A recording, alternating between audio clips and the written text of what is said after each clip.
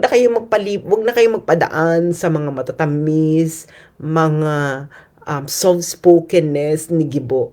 Si Gibo ay kumikita ang kanyang kumpanyang Sagittarius Mind dito sa China bago siya naging DND secretary. Billion-billion. Kaya hindi mo ko maloloko, Gibo. Huwag ako. Ito po si Sasrogando Sasot, ang inyong favorite American colony traitor. Ayan. So, ito na. Hinihintay ko lang na lumabas yung mga comments ninyo. Ayan. Ano tayo ngayon? Take 2. Diba? Take 2 tayo mga friends. Ayan. So, alam niyo naman mainit na mainit ang mga kaganapan recently at ang nakakaloka ay si Gibo at Teodoro ay may binanggit na vlogger pero hindi niya pinangalanan. Tatakot kaya?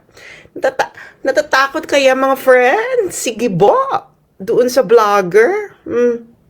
Hello, binabati ko lang yung mga kaka-tune in pa lang at ano na, nandiyan pa ba kayo? So, ayun na nga mga friends, no? Sabi ni may tanong si McCoy for dirty, Ma'am, pwede ko magamit video mo sa content? Wala namang copyright tong mga videos ko. So, yung mga vloggers, gamitin nyo yung video ko. Wala. I don't care, no? Hindi ko to pinagkakakitaan. I'm just using, kita niyo na ginagamit ko ang aking personal Facebook. You can use it, bahala na kayo. So, hello sa mga nasa Las Vegas, mga nasa Batangas. Naririnig niyo ba ako ng maayos? Guys, sino si Kibo? Ito naman si Connie. Connie, ano ka ba? Nakatira ka ba sa kuweba? Si Connie po ay ang ating DND Secretary or Department of National Defense Secretary, Gibo Teodoro. So, ayun na nga, pag-uusapan na natin itong mainit na issue, just mio. Pero, ayun na nga, mga friends, no? Medyo pagewang-gewang ang internet connection ko tonight, pero I hope malinaw kayo ngayong gabi. Anong sabi? Join daw ako sa TikTok ni Joey. Naka-live siya ngayon. Hindi ko po ma-access ang TikTok dito. No, hindi po na-access ang TikTok dito. So, pero hello sa mga nasa Israel at mga nasa Qatar. Ayan. So, hintayin lang natin yung ibang mga tao na dumating. Alam niyo naman, biglaan ito ang ating live. So, ano daw sabi ni Edmar? Wow, free ang paggamit ng video mo. Hello naman. Diyos mio. Mas maganda pag-usapan natin ang mga issues ng bayan, no? The more people use the video as their content, the more that it could reach people. Sabi ni Leslie, kaya pala he seems so wishy-washy accepting a public position. Pansin nyo rin ba yun dati? So, ayun na nga, no? Guys, I'm pretty sure karamihan sa inyo ayaw ng mga ipokrito, no? Saka, dapat maging tapat tayo sa bayan, lalo na kung public officials tayo. 'Di ba? So, kung makikita nyo, ang title ng video na to ay Hate China for the Poor, Make Money in China for the Rich Policy. So, pag-uusapan ngayon natin yung gabi kung anong ibig sabihin po nito. Pero bago po yan, pinabati ko lamang po ang mga nanonood po sa iba't ibang dako ng mundo. Maraming salamat po sa pagsubaybay. Medyo late tayo ngayon. Pero at least, nandiyan pa rin kayo at sumusubaybay sa akin ngayong gabi. Okay. So, ano ba tong eksena nating gabi? Ano bang ibig sabihin itong Hate China for the Poor, Make Money in China for the Rich policy? Well, sa madaling salita, okay? Alam naman natin na meron tayong territorial dispute sa China. Not only with China, No, meron tayong territorial dispute with the province of China, ang Taiwan. Meron tayong territorial dispute with Vietnam. Meron tayong territorial dispute with Malaysia sa Sabah. Guys, we even have a maritime dispute with the United States, kung hindi nyo lang alam. Okay? Marami tayong disputes. Okay? So, yung territorial dispute, okay, para yung wrestling. So, para sa'yo, tama ka. Para sa kanila, tama sila. So, magra-rumble-rumble talaga kayo dyan, no? Kung gusto mo ng rambulan, makikipagrambulan din sa iyo yung mga kaaway mo. Pero ngayon, yung sa Malaysia, nakikipagrambulan pa ba tayo sa Malaysia over Sabah? O, mas maraming lang, mas grabe ang rich resources ng Sabah. Because remember, hindi lang yung Sabah yung kiniklaim natin, pati yung the waters, no? Ng Sabah. Hindi man po pwede na yung land lang but not the water surrounding it. So anyway, pupunta ngayon tayo dito sa Hate China for the poor, make money in China for the rich. Ang hindi nyo kasi alam guys, ang daming mga mayayaman na Pinoy. Okay? Not just Chinoy, not just Chinese Filipino, but Filipino. Like, si Enrique Razon. Si Enrique Razon ay merong port. Okay? Meron siya ditong port business sa Shandong. Okay? Sino pa ba? Ayala. Ayala recently had a deal with BYD. Yan ang pinakamalaking electronic vehicle company dito sa China. At marami pang iba, pati yung Oishi, pati SM, di ba? Ngayon, may mga nakikipag-trade din sa China. Okay, halimbawa itong Sagittarius Mines. Ang Sagittarius Mines, ang ano niyan is minahan. At ang kanilang eksena is copper. Okay? And then, since 2015, itong si Gibo Teodoro, siya ang chairman ng Sagittarius Mines. Hindi na lang siya naging chairman ng Sagittarius Mines nang siya ay na-appoint na DND Secretary, okay? Department of National Defense Secretary. Okay. So, DND Secretary siya, pero before that, siya ang chairman ng Sagittarius Mine. Alam nyo ba kung sino ang number 1 export destination ng copper ng Pilipinas? It is China. So every year, billion yan in dollars ang worth ng export natin sa China. Ang isa sa mga pinakamalaking kumpanya ng copper sa atin ay ang Sagittarius Mine, na kung saan si Gibo ay ang chairman since 2015. So guys, ang gitgitan pa natin sa China nagsimula lang 2023 nung naging DND secretary ito si Gibo. Tagal na, Diyos mio, Lord Almighty. Nagsimula ang gitgitan natin yan sa China. Tatay pa ni Bongbong ang presidente. Matagal na, no? Matagal na yan, hindi lang yan ngayon. Ngayon lang yan na-hype.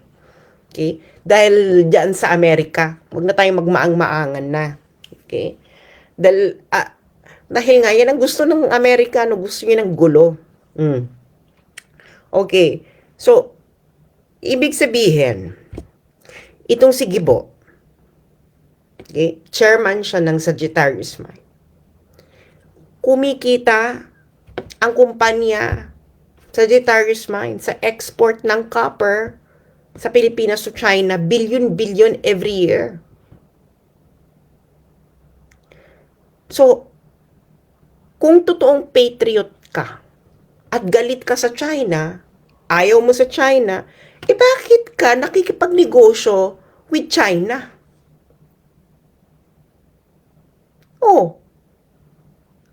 Gusto mo palang magalit kami sa China. Gusto mo pala na ang tingin namin sa China ay evil. Masama pala ang China. Bakit ka nakikipagnegosyo sa China? Billion every year ang Sagittarius Mine, ang export ng copper sa China. Tama ba ako, friends? Kayo nga, kayong mga nanonood sa akin. Okay? Pwede ba yon? Okay, halimbawa, pwede ba yon? Okay? Halimbawa is yung sabihin natin yung sa bahay ninyo. Okay? Sasabihin sa'yo ng tatay mo, wag mong gagawin yan dahil masama. Wag mong samahan yung barkadang yan dahil masama yung barkada na yan. Okay? Masama ugali, ganito, ganyan. Tapos malalaman mo, yung tatay mo, nakikipagnegosyo dun sa barkada mo na masama pala ugali, ganyan. Tama ba yan? What exactly will you think? Diba? So, ngayon, ang gusto nila, yung mga mahihirap, na katulad ninyo, karamihan sa inyo nanonood sa akin, ang gusto nila, magalit kayo sa China. Okay. Pero yung mga mayayaman, hindi ang galit sa China dahil nagne-negosyo sila dito sa China at kumikita sila ng limpak-limpak na salapi. Bakit kayo ang gustong nilang magalit sa China, kayong mga mahihirap? Dahil kung ito'y mauwi sa gera, sino ba ang sasabak sa gera? Di kayong mga mahihirap. Diba? Sa tingin niyo ba ang anak ni Enrique Razon na merong port dito sa Shandong, China ay sasabak sa gera? Sa tingin niyo ba yung mga anak at apo ni Ayala, pag nagkagera ang China at Pilipinas, sa tingin niyo ba yung mga anak ni Ayala ay isasabak sa gera? Sa tingin niyo ba yung anak or mga kamag-anak niya ni Gibo, pag nagkagera, isasabak sa gera? Do you think? Magprangkahan tayo. No. No? Kasi sila ay kumikita nga. No? Kumikita sila dito sa China. Ngayon, meron din ba silang kita diyan sa galit-galitan sa China? Yes, of course. Malaki rin ang kinikita nila dyan sa galit-galitan sa China dahil ang United States nagpupondo ng anti-China Emirate. So, sino rin kumikita dyan sa anti-China Emirate? Ito yung mga mayayaman din. Halimbawa, yung Vera Files, bibigyan ko ng example. Yung Vera Files, yung Philippine Center for Investigative Journalism, yung PCIJ. Ano pa, yung Rappler. Tumatanggap sila ng salapi mula sa National Endowment for Democracy. Okay? Para ipalaganap ang gustong point of view ng Amerika. Yung National Endowment for Democracy, NED, kilala yan sa buong mundo na CIA yan. Okay?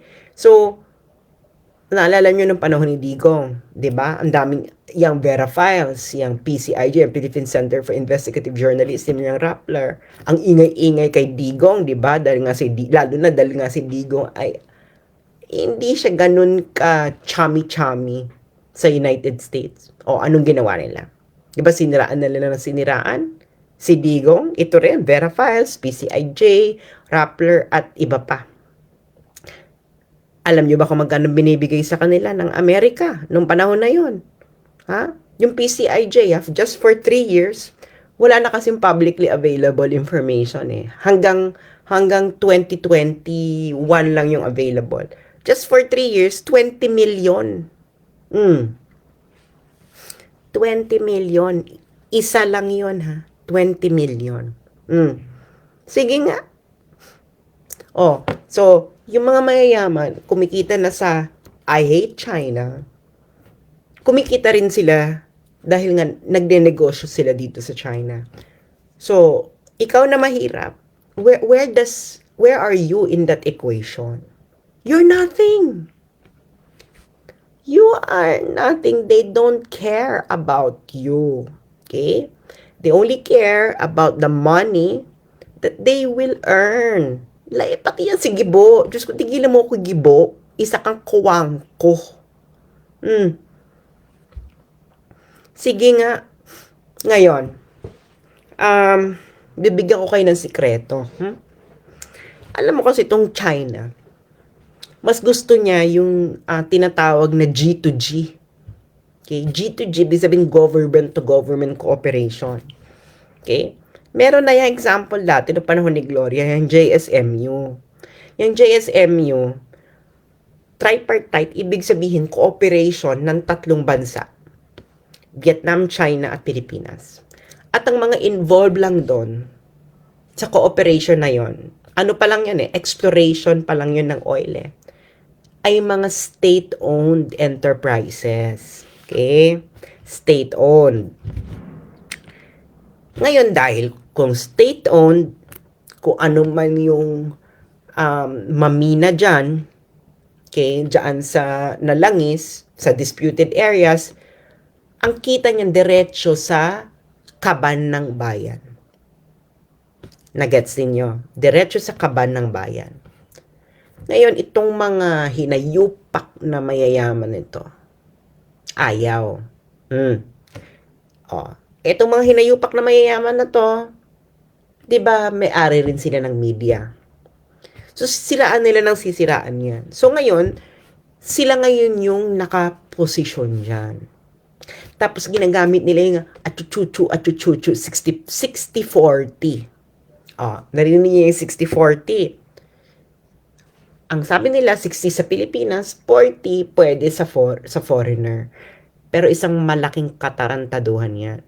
Okay? 60% sa oligarko. 40% o kung sino man diyang partner. Okay? Sa tingin niyo ba, yung mga mahihirap kikita doon? No. Kasi yung mga oligarko, magbabayad lang yan ng tax sa gobyerno para magkaroon tayo ng kita. Ang gobyerno, ang taong bayan. Yung mga oligarko na yan, ang ginagawa nila, okay, yung pera nila, dinadala nila sa ibang bansa. Okay? Meron sila mga tinatawag na shell company sa ibang bansa, doon napupunta yung profit. Gets ninyo? 60-60-40 achuchuchu. Pero, totoo niyan, ang gusto makinabang yan sa 60-40 ay yung mga oligarko. Gets ninyo? So, yung pinagkaiba nun. So, wala namang pakialam, no? Walang pakialam ang China, whatever is the decision of the government, go sila. Pero mas prefer niya yung G2G, no? Kasi nga socialist country, mas gusto nila direkta sa tao yung benefit. Kita mo ngayon, lahat ng pakikinabangan ng simpleng mamamayan na project, cooperation project with China, lahat nakakancel. Bakit hindi nakakancel yung mga business deals ng mga oligarko sa China? Diba? Naitanong nyo na ba yan sa sarili ninyo? Na, bakit itong mga development projects natin with China nakakancel. Pero yung mga business deals na mga oligarko sa China ay hindi nakakancel. Patuloy pa nga So sa makatiwid, kayo na mga mahirap, para sa inyo lang yung I hate China. Hindi yan para sa mayayaman. Kasi yung sa mga mayayaman, make profit in China ang kanilang motto. Wala silang pakialam sa inyo, magalit. Kaya lang nila gusto kayong magalit kasi kumikita rin sila sa Amerika. Sige nga.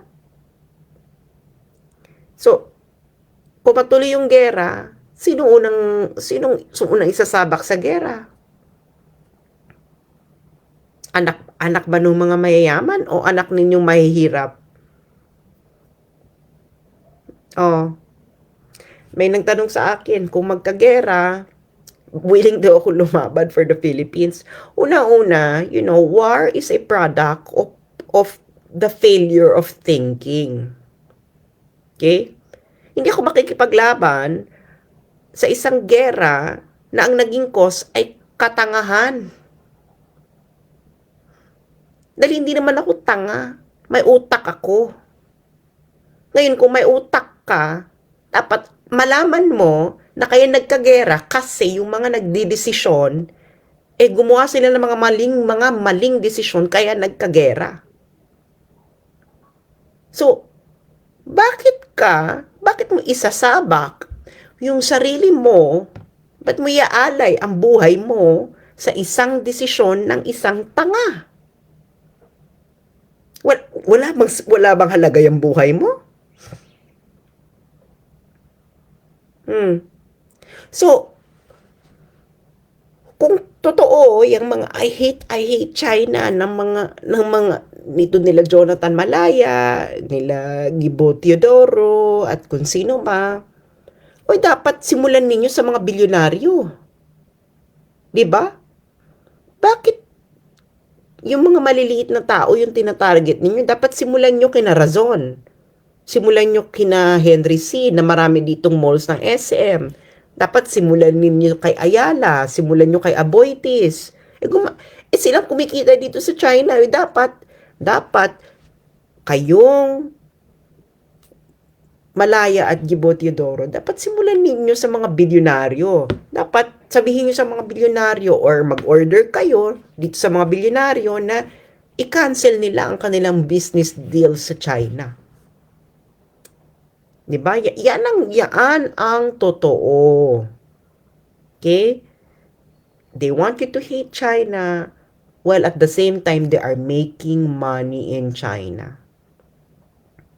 So, gaguhan, di ba? Ngayon, bahala ka na sa buhay mo kung magpapagago ka pa sa mga to. Di ba? Pero remember, okay? Remember, ikaw ang isasabak nila sa gera at hindi ang kanilang mga anak. Pag nagkagulo. Yun lang. Isipin mo yan. Okay? Kaya lumalala kasi hindi sila dahil wala nga silang alam. They don't want to resolve it. Kasi kumikita sila dun sa conflict. Okay? Kumikita sila mula sa Amerika, kumikita rin sila mula sa China kasi nagninegosyo sila sa China, tapos inaabutan din sila ng pera ng Amerika para i-convince kayo na mga mahirap na magalit sa China. Parang sa Ukraine. Sino ba sa tingin ninyo sa Ukraine ang sumasabak sa gera? Mga mahihirap. Asan yung mga oligarko ng Ukraine? Alam niyo ba kung nasan? They have businesses in Russia.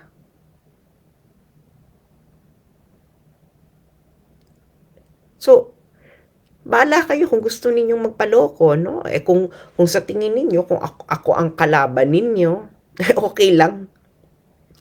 Dahil kung ako ang kalaban, syempre kailangan nila ng may kalaban, no? Ayaw kasi nilang malaman ng mga taong bayan na kumikita sila dito sa China. So, go lang. Go and go. So, yun lang po at maraming salamat at pag-isipan nyong mabuti ang ginagawa sa inyo. Okay? Ng mga taong ito. 'Di ba? Use simple common sense. 'Di ba? Wag na kayong magpadaan sa mga matatamis, mga soft-spokenness ni Gibo. Si Gibo ay kumikita ang kanyang kumpanyang Sagittarius Mine dito sa China bago siya naging DND secretary. Billion. Kaya hindi mo ko maloloko, Gibo. Huwag ako. Maraming salamat po.